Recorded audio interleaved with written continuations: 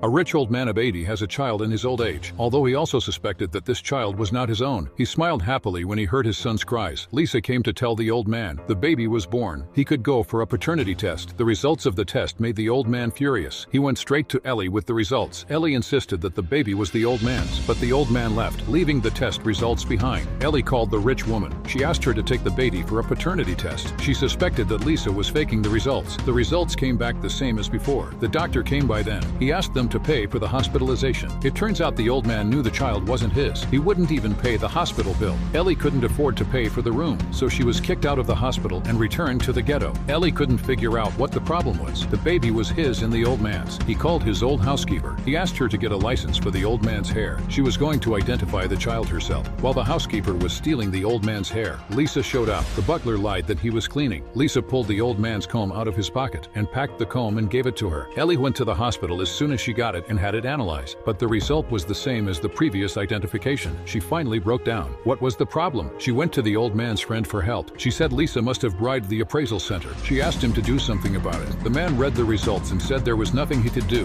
3 tests from 3 different hospitals, but the results were all the same. He said that even if Lisa is very powerful, she couldn't buy her way out of so many hospitals. When he got home, even her mother began to question whether the baby was the old man's. Ellie told her with a firm look, "This child is the old man's." 2 months passed in a flash. The child's story was slowly settling down. One day a friend came to visit. He found out about Lee's situation and reminded her, since she was so sure that the child was the old man's, "Why don't you have a paternity test done?" His words suddenly woke her up. Ellie took the child to the hospital again for a paternity test. The results came back. The baby was not Ellie's. Ellie fainted on the spot. When she realized that the child she had raised for 2 months was not her own, she cried her eyes out at home. She refused to breastfeed the baby when he was hungry. Her mother slapped her across the face. "Even if it's not your child, you still have to fulfill your responsibility as a mother." In the evening, the rich woman came to see Ellie. Kneeled down in front of the rich woman. She asked her to save her child, even though they were former enemies. But in the face of Ellie's plea, the rich woman still agreed. The rich woman used her connections. She had all the children born that day tested and compared them to Ellie, but none of the results matched. But one child was absent. The rich woman insisted that the child was Ellie's. When the rich woman found out where the child lived, the nanny told her the family had flown to another country. Everyone was at a loss for words. Then a knock on the door interrupted them. The old man showed up with the